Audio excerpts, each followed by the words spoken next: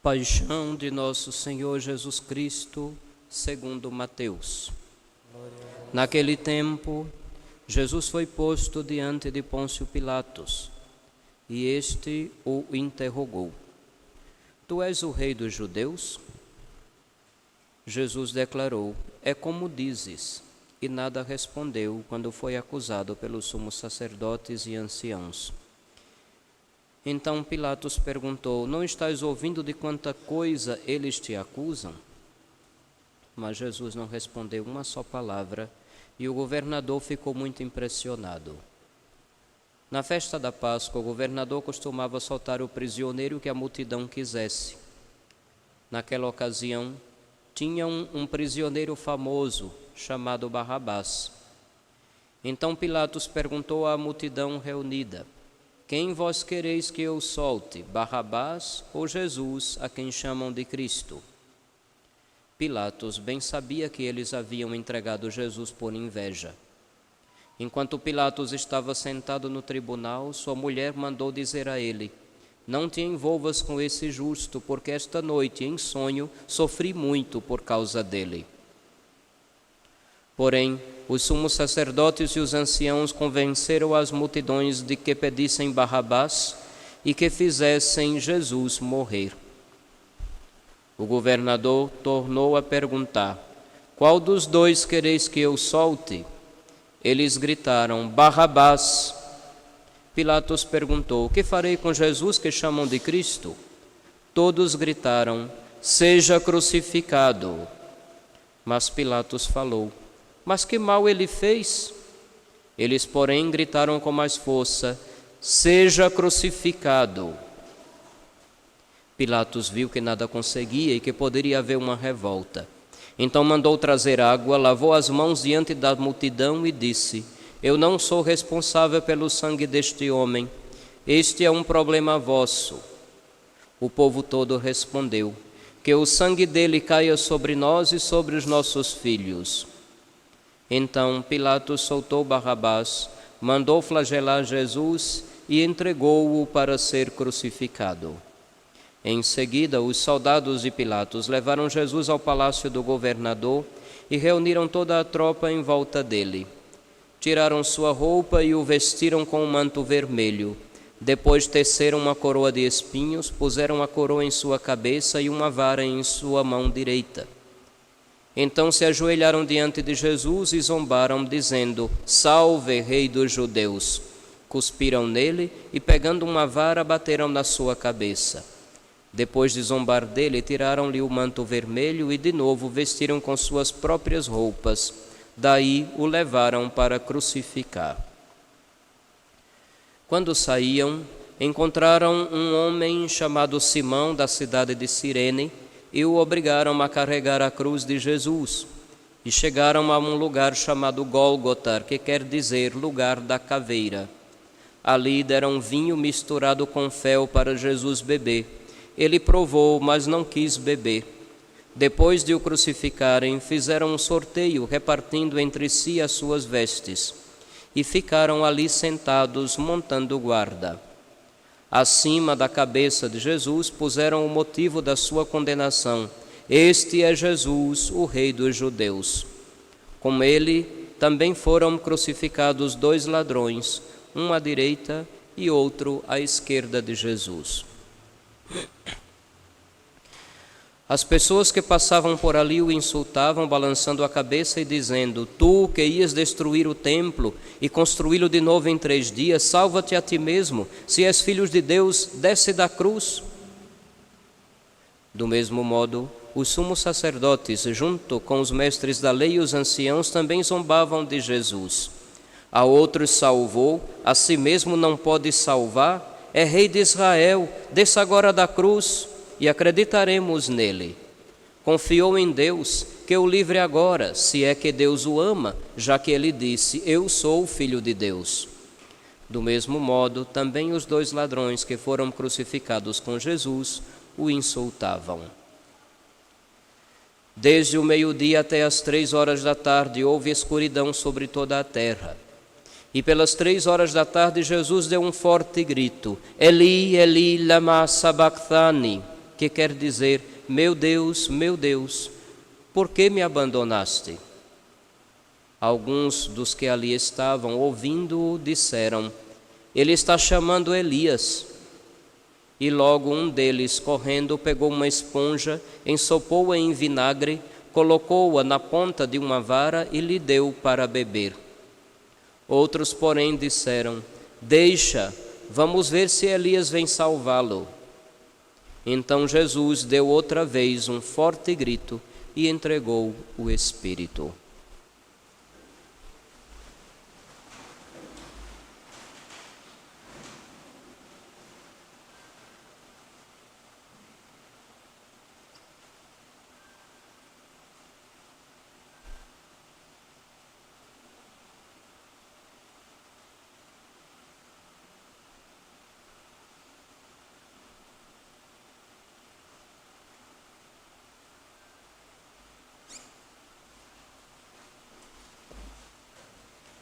E eis que a cortina do santuário rasgou-se de alto a baixo em duas partes. A terra tremeu e as pedras se partiram. Os túmulos se abriram e muitos corpos dos santos falecidos ressuscitaram. Saindo dos túmulos, depois da ressurreição de Jesus, apareceram na cidade santa e foram vistos por muitas pessoas. O oficial e os soldados que estavam com ele guardando Jesus, ao notarem o terremoto e tudo o que havia acontecido, ficaram com muito medo e disseram: este era mesmo o Filho de Deus. Palavra da salvação. Glória a vós, Senhor.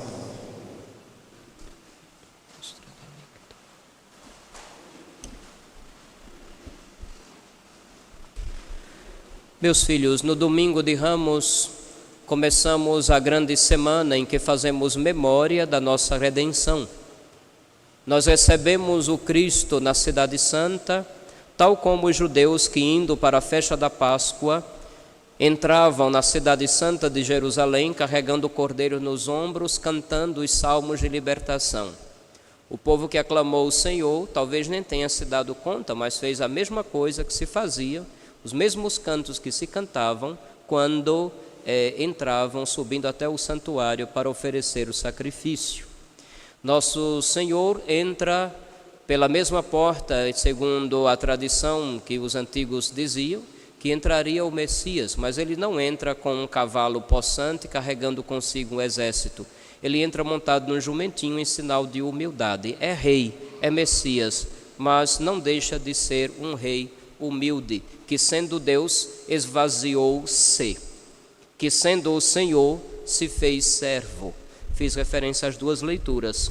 Na leitura de Isaías, que vimos hoje, nossa primeira leitura, um trecho do segundo canto do servo, onde vai dizer um pouco do sofrimento do servo do Senhor. Ele, sendo o Senhor, se faz servo. Ele, sendo Deus, assume a condição de escravo e se faz obediente até a morte e morte de cruz. A semana é chamada de Semana Santa, sim, porque separamos esses tempos para fazer memória da redenção. E aqui fazer memória não é apenas lembrar um fato que passou. Fazer memória no sentido bíblico é eu mergulhar dentro do acontecimento. Ele se entrega por mim. Quando a gente diz no genérico, ele se entregou pela humanidade, sim, é verdade, mas quando eu celebro a memória, a coisa fica atualizada. Não é o verbo no passado e nem é uma humanidade genérica. Ele se entrega por mim.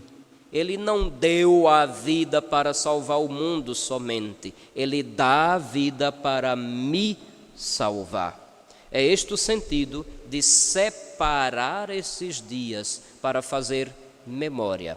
Geralmente nós temos uma capacidade bastante reduzida de até mesmo lembrar. Imagine de viver memória nesse sentido que eu acabei de explicar. Especialmente aqui no Brasil, onde as pessoas têm a mania de se esquecer com rapidez as coisas que aconteceram. História recente do Brasil com facilidade é esquecida. Sejam as histórias que contam as glórias, sejam também aquelas que contam as desgraças. E num povo assim, sem memória, é muito fácil de ser manipulado conforme o mito do momento, conforme aquele que faz de si, talvez, uma imagem muito bem fabricada, com uma boa narrativa. Vamos fazer memória, vamos entrar com o Senhor em Jerusalém, vamos acompanhá-lo na unção de Betânia, estaremos com ele também na última ceia, viveremos os momentos da agonia no jardim do Getsemane, acompanharemos o seu julgamento, acompanharemos o Senhor carregando a cruz até o cimo do Calvário e de novo estaremos diante dele que dá a vida na cruz. Viveremos o silêncio do tempo que ele passou sepultado e exultaremos de alegria com o Cristo ressuscitado no nosso meio. É tudo isso, meus filhos, que nós vamos fazer nesses dias. Tomem cuidado para não ceder àquela falácia de muita gente que despreza a Deus e despreza os que creem em Deus. Claro, não sei aqui em Frei Paulo, mas lá no Caribe, na Sibéria, é muito comum algumas pessoas, para nos desprezarem, fazer o seguinte comentário, abre aspas: para que isso? Toda semana é santa. Não precisa disso não. Jesus não precisa disso. Pois toda semana é santa, não é somente essa. Fecha aspas. Eu já tenho 26 anos de sacerdócio e eu escuto isso todos os anos.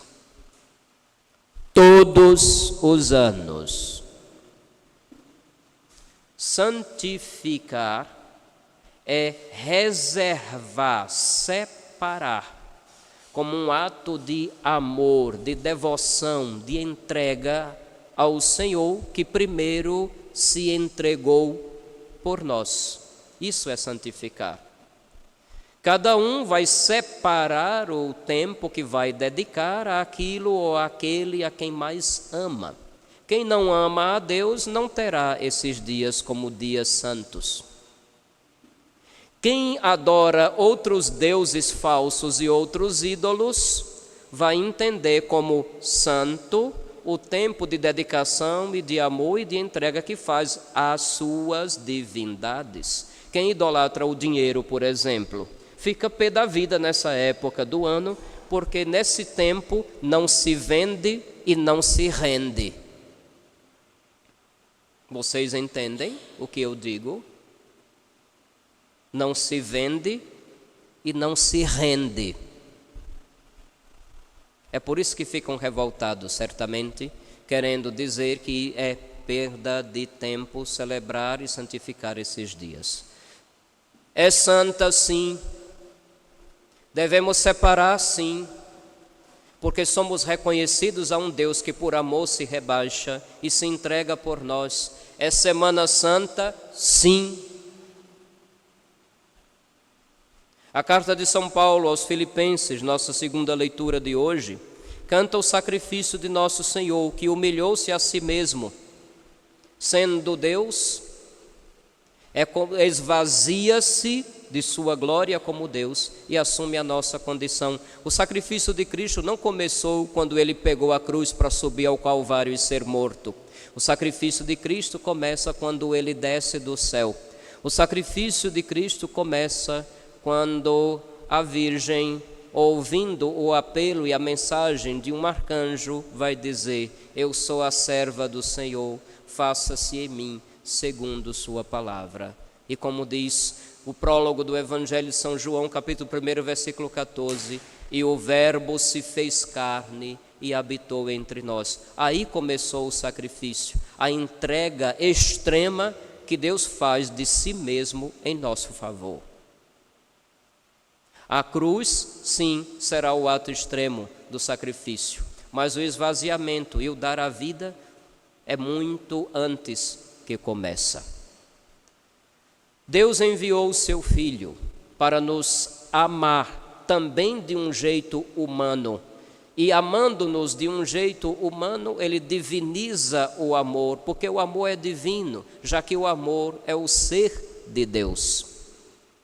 Porém, meus filhos, sempre é necessário recordar que o conceito que temos de amor, que aprendemos com Cristo, que por amor se encarna e dá a vida, é muito diferente daquele conceito que roda por aí, que circula na ponta da língua de muita gente que está pronto para dizer: o importante é o amor, que eles se amem. Vocês sabem que o amor, na linguagem mundana, é reduzido a sentimento, gostar e ser gostado, e não passa disso. Muitas vezes o extremo desse gostar e ser gostado é apenas a relação física, onde os corpos se roçam e trocam fluidos. E é reduzido o amor a isto. Não é à toa que em muitas esferas o ato sexual é chamado de fazer amor. Não confundamos as coisas. Primeiro, o amor não é um sentimento, não é um substantivo abstrato, como dizia nossa professora ou professor de língua portuguesa. Talvez considerado entre os sentimentos, até, digamos, daríamos uma licença poética. Mas a partir do momento que nosso Senhor se encarna e por amor literalmente dá a vida, o amor não é só um sentimento, é o ser de Deus e o agir de Deus. Santo Tomás de Aquino diz que o agir segue o ser. Cada um age conforme o que é, conforme sua própria natureza. Se uma pessoa desenvolveu um caráter péssimo, vai agir conforme esse caráter péssimo. Cada um age conforme a sua natureza. Eu até brinco às vezes, quando vejo alguns fazendo doidice. Olha o que fulano está fazendo. Não se preocupe não, é ele sendo ele mesmo. Então, Deus sendo ele mesmo se encarna. Se torna um de nós, numa pele como a nossa, numa carne como a nossa, sujeito ao sofrimento, à dor, à morte. Deus envia o seu Filho ao mundo, que é Deus com o Pai e o Espírito Santo, para que numa pele como a nossa, nos ame como Deus e como homem, levando a natureza humana a ser capaz de agir como Deus. Isto é o amor, onde se faz o bem, não importando-se com as consequências, onde se doa pelo outro, mesmo quando o outro não merece, ou até diria assim, principalmente quando o outro não fez por onde merecer. É assim que Deus ama, porque é assim o ser dele. Quando Deus nos criou livres, dotados de inteligência para conhecer, dotados de uma vontade livre para fazer a escolha entre os bens e escolher o melhor. Isso seria a verdadeira liberdade. Quando o mal se insinua como um bem, vocês serão como deuses, se insinuou como bem. A inteligência, portanto, foi corrompida e a vontade, enfraquecida e enganada, escolheu um mal que acreditava ser um bem, e o pecado passou a fazer parte da história. Quando ele resolve nos resgatar ou nos recriar, para usar uma linguagem que São Paulo apóstolo muito bem desenvolveu em suas cartas, ele não muda de planos. Ele não muda de planos. A única novidade, se é que podemos chamar de novidade, é que ele, na encarnação, vem primeiro amar a Deus na nossa natureza e amar-nos através da nossa natureza. Nosso Senhor se entrega, escolhe o caminho do amor, mesmo sabendo que será desprezado, como de fato continua sendo até os nossos dias. Nós sabemos que entre todos os grupos religiosos, o grupo que mais recebe hostilidade no mundo é o grupo dos cristãos. Eu não estou inventando isso. Faça pesquisa em qualquer instituto sério que faz um levantamento estatístico, você vai se dar conta dos dados, e eles são reais. Deus continua respeitando a nossa liberdade. E ao nos salvar, não quis usar do seu poder, mas do seu amor ao extremo, para que, dando-se a conhecer um amor encarnado, nós possamos, conhecendo, também amar como Ele ama. E segui-lo em liberdade, e não como se fôssemos marionetes com medo de um Deus carrasco que se impõe sobre nós, tal como aparece na maioria das mitologias. Olha a mitologia grega, os seus deuses são vingativos. Olha a mitologia celta, segue a mesma linha. Olha a mitologia nórdica, segue a mesma linha. Aí fazem os filmes, né? Aí colocam Thor, aquele cara marrudão, as meninas vão suspirar na sala de cinema, Mas ninguém se dá conta que o sacrifício que agradava a Thor era esmagar um crânio humano com uma marretada. Em todas as mitologias, sejam elas oriundas da Europa, das Américas, da África, da Ásia ou da Oceania, todos os continentes, todas as mitologias pintam deuses cruéis. Todas. Muita gente vai fazer turismo no México e visitar as pirâmides maias, as pirâmides astecas, e fica encantado. Olha que civilização para frente, isso tudo foi destruído pelos espanhóis. Oh, meu filho, aquilo ali foi feito para matar a gente todo dia no fim da tarde, antes que o sol se posse. Tinha que ser sacrificado um ser humano, arrancado imediatamente o coração e ainda pulsante ser apresentado diante do sol, porque eles acreditavam que se a sua divindade, que era o sol, não visse um coração pulsante, não viria iluminar a terra no dia seguinte. Nas mitologias oceânicas, da Oceania, também a mesma coisa. Nas mitologias de origem africana não tem muita diferença. Não é à toa que todos eles preveem o sacrifício de derramamento de sangue. Todos. Alguns matavam gente no passado. Em outros lugares ainda se mata cordeiros e carneiros. Outros lugares se mata galinha, por exemplo. Mas tem que derramar algum tipo de sangue, porque suas divindades são cruéis. Nosso Senhor, pedagogicamente, tolerou a cultura dos semitas e por um bom tempo ainda regulava os sacrifícios de animais. Mas quando Ele próprio veio ao mundo, é bom lembrar como São João Batista o apresentou aos discípulos: eis o Cordeiro de Deus que tira o pecado do mundo. Ele foi acolhido na Cidade Santa entre aclamações, tal como se acolhia o Cordeiro Pascal que seria sacrificado. E aquele povo talvez nem tenha se dado conta. Ele veio para oferecer-se em sacrifício, para assim cancelar todos os outros sacrifícios, os de antes dele e os de a partir dele. Nenhum sangue mais seria derramado, porque o próprio Deus, que não é cruel, mas é amor, toma para si a nossa desgraça para nos dar a graça. Toma para si o nosso sofrimento para não desejar o nosso. Toma para si a nossa morte para que não sejamos eternamente destruídos. É assim, meus filhos, que o nosso Deus age. E é assim que nós vamos celebrar esses dias de memória. A semana é santa, sim, porque o meu Deus tomou toda a carga do peso do mal para si, para me libertar disso, e me ensina a segui-lo fazendo a mesma coisa. Mas, padre, até hoje tem muito cristão que sofre, e se fala muito de cruz e sofrimento. Espera aí, se você entende cruz de forma equivocada, problema seu. Não é a primeira vez que eu explico para o meu povo que cruz não é necessariamente um castigo que nós temos que suportar. Cruz é qualquer realidade que nos custa, mas ela é necessária ser encarada de frente, porque é o único jeito de amar.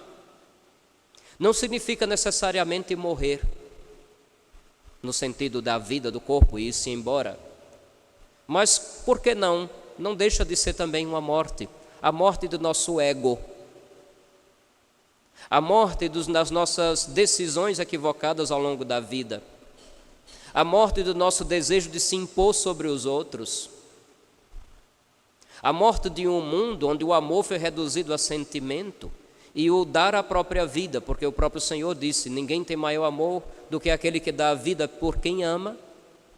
Esse dar a vida foi simplesmente descartado. Se nós, os cristãos que aprendemos de Jesus, não procuramos seguindo Ele, vivendo tudo isso na nossa própria pele, como vamos mostrar ao mundo o que é o amor se não amarmos? E como vamos mostrar ao mundo o que é o amor se não amarmos tal como o nosso Deus nos ama? A semana é santa, sim. E quando caso apareça alguém querendo desprezar a Deus e os que creem em Deus, chegarem para você e digam: toda semana é santa. Você pergunta na mesma hora: quem é o teu Deus? É o que vende e o que rende? E você está reclamando porque nesse dia não vai poder vender e não vai ter renda? Jogue na cara. Um cristão não tem que ser o tolo de vez, não. Pergunte. Engraçado, ninguém nunca mais me falou isso na cara. Eu só escuto assim, através de outros. Quando eu chego perto, aí a minha cara de ruim que não presta se impõe e ó, pá, pá, pá. Ultimamente até o cão está fugindo, graças a Deus. Vamos fazer memória. Vamos reviver Deus que entre nós nos dá a vida. E não é licença poética, nos dá a vida literalmente. Se nós não fizermos essa memória, se nós de novo não propormos ao mundo esse Deus que ama, quem vai fazê-lo? Quem vai fazê-lo? Aqueles grupos religiosos que até hoje matam animais? Quem vai fazê-lo? Aqueles grupos religiosos que até hoje matam os outros porque não aceitam a sua religião? Quem vai fazê-lo?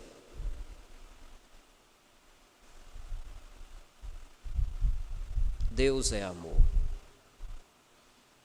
E entregou-se por nós quando nós não queríamos ainda saber dele, quando nós ainda não o conhecíamos.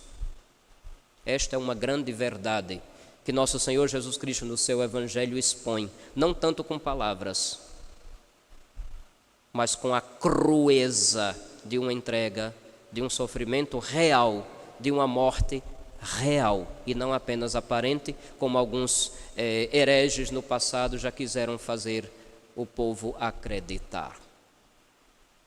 A semana é santa. Vivamo-la com este espírito de gratidão a nosso Senhor que nos ama. Vivamo-la como a um momento onde, uma vez sendo amados por Ele, o mínimo de amor a gente possa ofertá-lo. E que seja sincero, e não uma mera repetição de rituais. Porque corremos esse risco também, de repetir rituais que parecem teatralmente até interessantes, mas que depois só deixam uma vaga lembrança de uma emoção que não passou os limites daquele dia. Fomos amados, amemos igualmente. Ele deu-nos a vida dele, que possamos também dar a vida uns pelos outros, pois disso fazemos memória nesses dias. Louvado seja nosso Senhor Jesus Cristo.